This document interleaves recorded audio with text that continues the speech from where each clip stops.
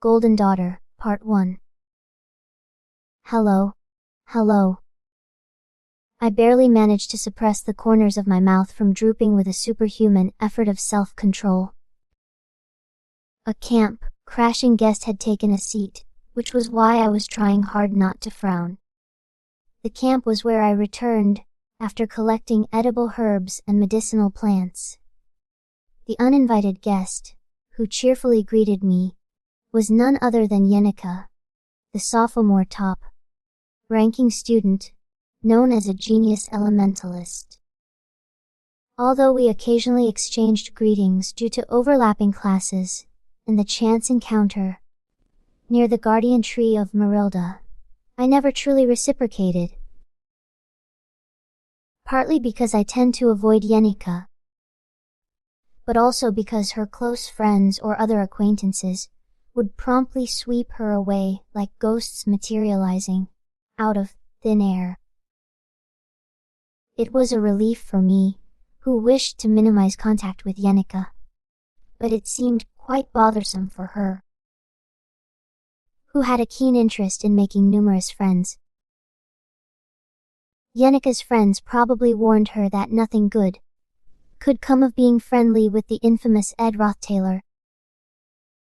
Unfortunately, similar to some sort of self-absorbed mentality, Yenica would push through with her own convictions in matters she believed were right, despite her cheerful facade, often mistaken for mindless optimism. Her presence alone was evidence enough of this fact, proven by the current situation. Whoa? Amazing. This place is like a total secret base.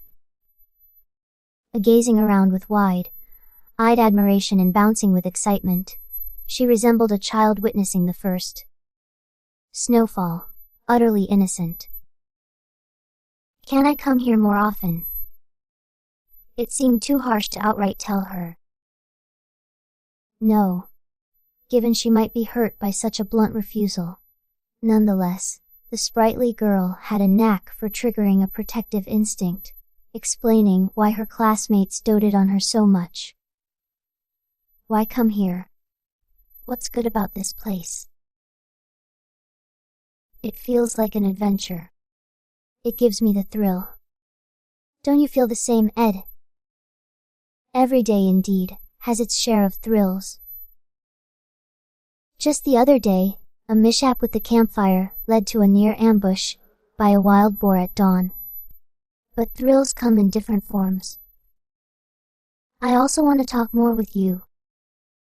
There's something I want to ask, and, well, I also need some advice. With so many people around, why single me out? It would certainly seem too callous to say such a thing to her face, even though keeping her at a distance is necessary. It would be outright ruthless to do so in an inhumanly brusque manner. Yet, reciprocating warmth in my conduct brings no benefits either. A fact just as true. How did you find this place? This camp was far removed from the dormitories occupied by the students, nested in the far corner of the sprawling northern forest. Only a few knew of my setup here. Did that wolf tell you by any chance? Likeliest among the suspects was Marilda, a high-ranking wind spirit akin to family to Yenica. As a sovereign entity of the forest, it wouldn't be surprising if Marilda had exposed my pitiful attempts at survival. No. Marilda talks about you all the time, but she never revealed your camp's location or any personal secrets. That's your own private matter. Interesting. The suspected chatterbox was quite respectful of privacy. After all, I had presumed everything about me would have been disclosed to Yenica by now. Then who could have spilled the beans about my camp's whereabouts to Yenica? The answer is drum roll, please. As she playfully twisted her head with a smug look on her face, my mind had already narrowed down the possibilities, through the process of elimination. It's Belle, obviously. Ugh. What? You're quick on the uptake. Belle Mayar. Although somewhat unfamiliar to me, this name referred to the senior maid of Ophelius Hall, one of the 3 most luxurious dormitories of the Sylvania Academy. She had been around for the past week. Her name Edroth Taylor, heme gender. Male age is 17 grade. 2 race, human achievements. None strength 6 intelligence 5 agility 9. Wisdom 8 luck 6. Detailed combat ability he. Detailed magic ability he. Detailed life skills he. Detailed alchemy ability he. The weekend was perfect for catching up on overdue tasks.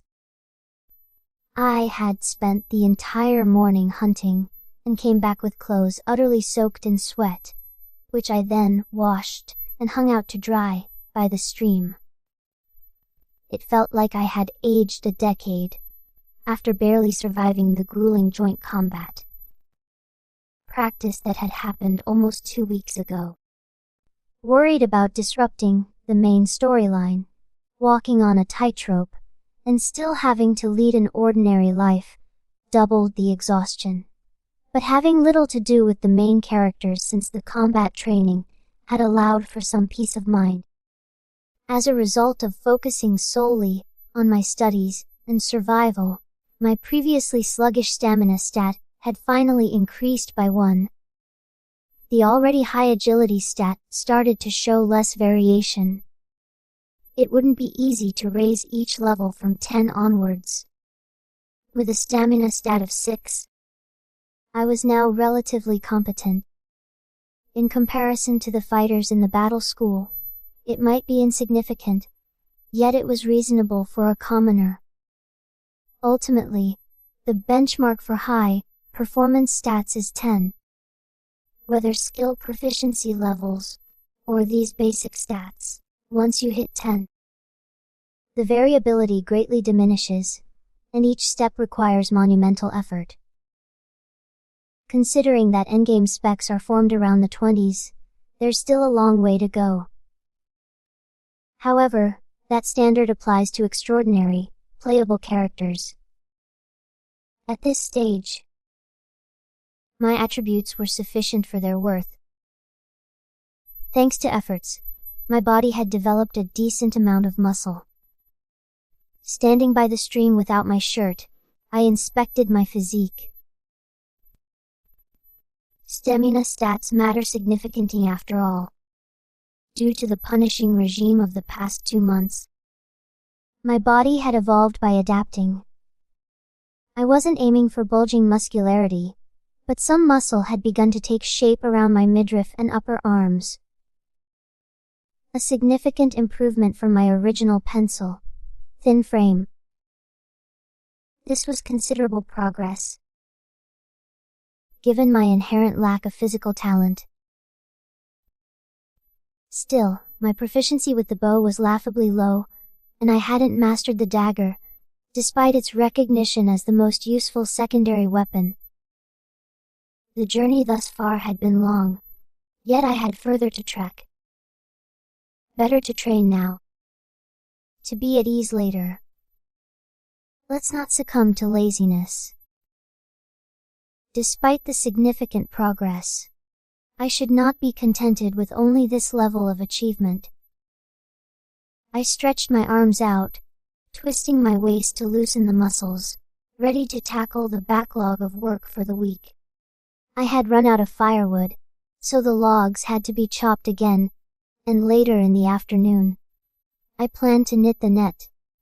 Using all the remaining silk thread, a complex net would be crafted by cross, layering them diagonally, and twisting them at each intersecting point.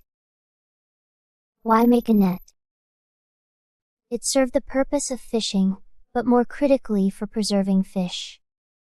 Though meat was stored in an excavated preservation cellar, it spoiled relatively swiftly. Solely salting it with rock salt was not an option since the supply was limited. Thus, I discovered the smoking process, lightly cooking the surface with wood smoke, which successfully extended the meat's shelf life by several days, sparing hunting time for academic or other survival endeavors. However, for fish, even after smoking, the preservation was less effective and the flavor significantly altered, making it difficult to properly prepare a catch. Therefore, the intention behind crafting the net was to install a self-sustaining fish farm by intertwining it amidst the branches in the stream. If successful, freshly caught fish could be maintained alive. This would ensure both freshness and flavor were retained. It was a worthy experiment, with weekdays consumed by classes, leaving little energy for immediate resource gathering. Weekends were the most opportune time for such undertaking.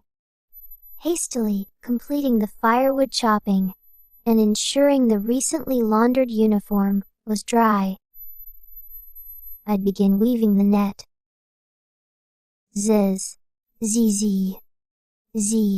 I was stretching and loosening my muscles, preparing to chop wood for the fire, when I naturally picked up the slumbering Lucy Merrill, effortlessly hoisting her onto my shoulder like a sack, and just as naturally tossed her into the timber shelter's interior. Oof. Ack. Lucy, who landed among furs, squirmed for a moment, but soon settled back into the comfort of the makeshift bed. Lined with soft mink and squirrel hides, her snores resuming rapidly. Given the time, it must have been her nap time. She'd occasionally turn up at my camp and use it as her personal bed. Now, the encounter barely elicited a sigh from me. Just need to split 50 logs and check on the uniform. I should finish in an hour. I spat into my hands, gripped the axe tightly, and struck down on the first piece of wood. Thump. Ark. Turning towards the noise, I saw that Lucy had rubbed her forehead, suggesting she had bumped her head against a protruding wooden support, after spontaneously leaping up. For Lucy, who typically wouldn't stir from sleep unless pinched on the cheeks, it was quite odd for her to suddenly awake and act alarmed. What's up? It smells. After spouting such cryptic words, she grabbed her witch's hat and darted out of the camp like the wind itself. Her whirlwind departure, swift as lightning, impressed me, leaving only the after effects of her wind magic to dry off my sweat. What now? I didn't take long to understand the reason for her abrupt departure. Who's out there? Emerging from the bushes. The figure approached. It was none other than Ophelius Hall's senior maid, Belle Mayer. I knew the Hall's maids well. Their prestige and pride matched that of those serving the royal household, each a specialist in their own right after receiving specialized training from a young age. Nonetheless, in terms of their influence within the failings of Sylvania's failed swordsman storyline, nothing particularly noteworthy comes to mind. Regardless, Ophelius Hall's peculiarities were undeniably emphasized. As a device, it was described merely as such, not a character who had a significant impact on the main scenario. In other words, meeting Belle Mayer right now also did not elicit more than a faint realization. There indeed was such a character. He was a side character of little significance, similar to a one-time villain like Rothtailor if scenario weight was considered. I thought I'd ventured deep into the forest, but I never expected to meet you here, Lord Ed. Yes. It's been a while. There's no need for honorifics, really. While Belle Mayer might not have a major impact on the scenario, she is a character who, when almost forgotten, would occasionally make a meaningful appearance and give out some significant dialogue, similar to a spice in a medicine shop. For instance, after confronting a trial, he might say to the protagonist or heroine, "Nevertheless, there is still determination in your eyes. You will surely overcome this," or to her, "She can undoubtedly succeed." She might not practically assist in solving problems, but she does instill a sort of assurance that they will be resolved, making him a subtly redundant yet seemingly necessary character in the scenario. And that is about all except for being the only person whom the solitaire Merrill, Lucy Merrill, is truly afraid of. This. No matter how much significance we ascribe to her, the essence remains unchanged. She's a member of the side character club, just like Edroth Taylor. I'll keep using honorifics. You using honorifics makes me uncomfortable. Well, I'm not a noble anymore, so it doesn't matter. You still hold the status of a student at Sylvania, don't you? Her neatly cut ebony hair and modest demeanor explain why she could qualify as a senior, maybe even among the real professionals at Ophelius Hall. Even though she cannot wield basic magic, her maid's dress is impeccably neat without a wrinkle, despite her journey deep into the forest. To be quite honest, I was shocked. Despite not showing it on her face, saying such a thing with her lips doesn't make it any more convincing. Your manner of speaking has changed quite a lot, and you've become well-built. It was only then that I realized I was shirtless. I don't embarrass easily. But then again, their unwavering expression makes it surprisingly unsettling. I'm glad to see such positive changes in you. Ah, yes. There's no need to be formal. I'd rather be. Despite her impassive face, it seems I've somehow touched upon her strange sense of pride. You may be informal with me. I'd rather not.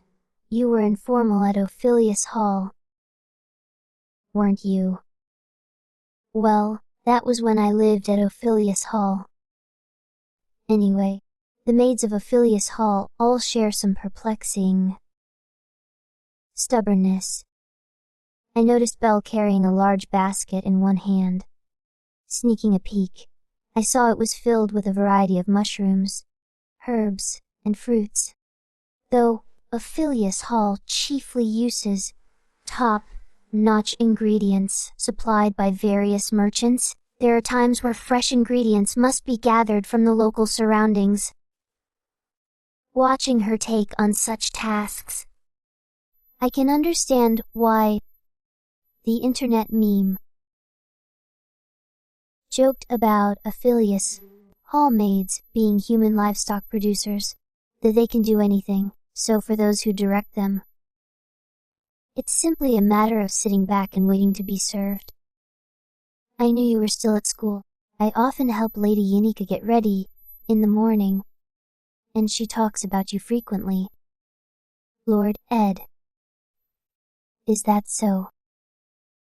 I never expected you to be living this kind of life after leaving Ophelius Hall. When you left, you looked as if you'd lost everything. I thought you had dropped out of school. That's when I realized it was Belle, the short-haired maid who handed me the wooden suitcase on the day I was expelled from Ophelius Hall. In the chaos of just arriving in this world, with my mind not fully present and the maids of Ophelius Hall all blending into one in my thoughts, I hadn't noticed. Anyway, it's good to see you're doing well. Huh? Yes. Thank you for the encouragement. Will you ever stop using formal language with me? I don't plan to. These peculiar beings seem to have an inherent dislike for formalities. What kind of upbringing can produce such a mindset? In my view, the most notable thing at the moment is the basket senior maid, Belle, is holding. It's teeming with mushrooms and fruits. Now, with my knowledge of edible plants limited to what I've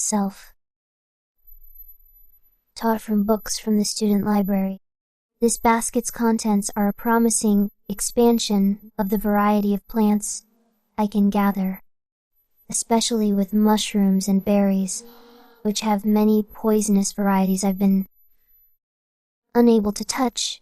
The prospect of distinguishing edible ones is tantalizing. Belle Mayar, although seemingly aloof, has a good nature, so she'll likely agree if I ask for help. After all, as mentioned, the maids of Ophelius Hall are mere side characters, too insignificant to matter much in the overarching scenario. Getting close might yield more benefits than losses. If we become friendly, I might even receive leftover ingredients, cloths, or various tools from Ophelius Hall. At this point, pushing her away would be foolish. The maids of Ophelius Hall scarcely feature in the scenario. Indeed, becoming acquaintances won't make much of a difference.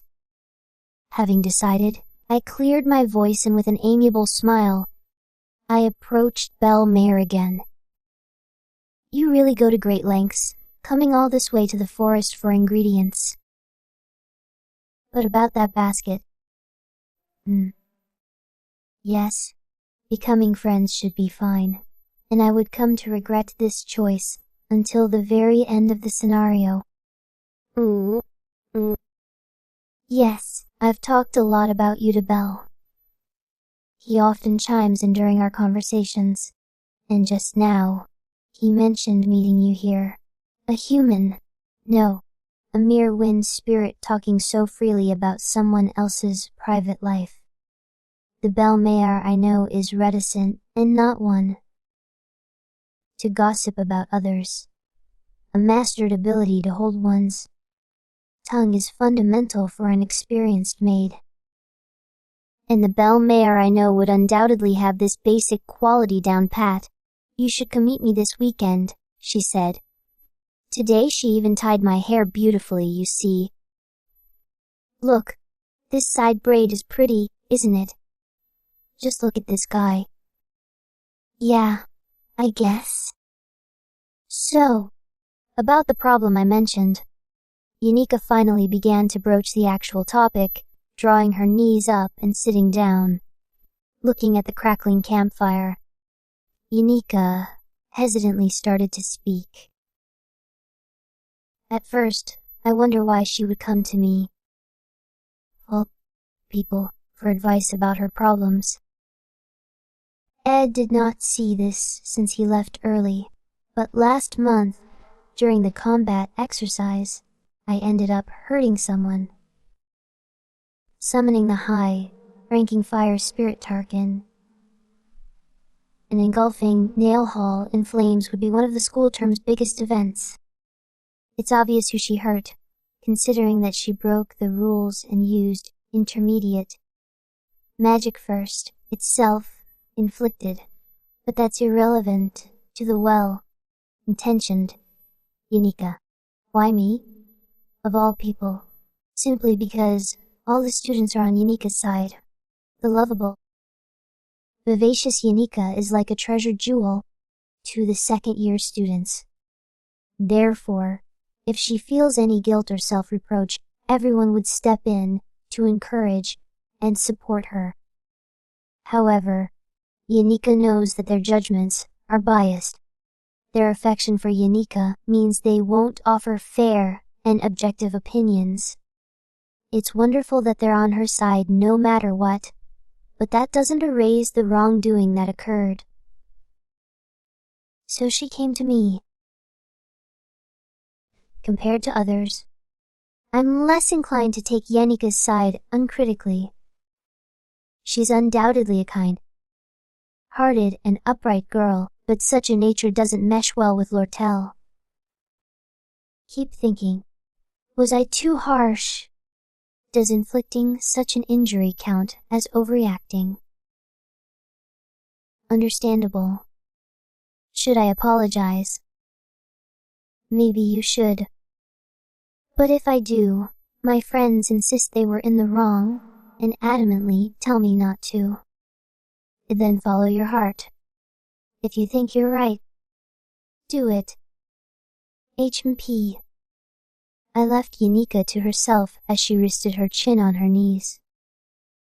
I decided not to impose my judgment rashly. It's unclear how my opinions might influence her. Yenika Fallover's character is just too significant to rashly decide her right and wrong.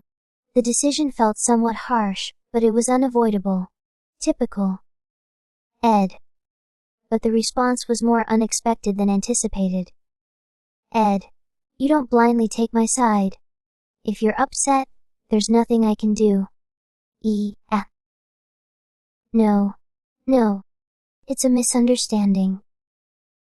Cuddled by the warmth of the campfire, she smiled faintly, though with somewhat subdued energy.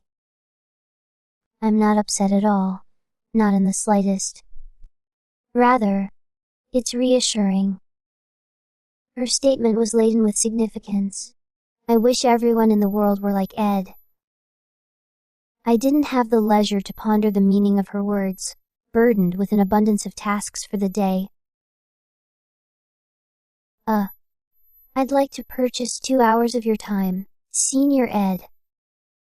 It was after the elemental studies class. The next day, as I was heading out for lunch, she appeared polite and composed, but her radiant turquoise eyes brimmed with greed for wealth. Her clean red-brown hair, tidily tied at the shoulder, cascaded down beautifully. Possibly from injuries sustained during the joint combat practice, I could see small bandages peeking from her neck and arms. Given how long she's been carrying these minor wounds after the event, the severity of the initial injuries could be easily imagined. That kind Yenika would indeed be greatly troubled. There she was, waiting for me as if she knew I would come out of the faculty building, sitting demurely on the bench. I recognized her as one of the 4 infamous heroines of Sylvania, destined to clash with Princess Fuinia and become her sworn enemy. The sole heir of the continent's greatest merchant, Elte Kihelm, and a girl who climbed to top of the tower of gold driven solely by her desire for wealth. In days to come, people would look back in awe and fondly refer to her as Golden Daughter.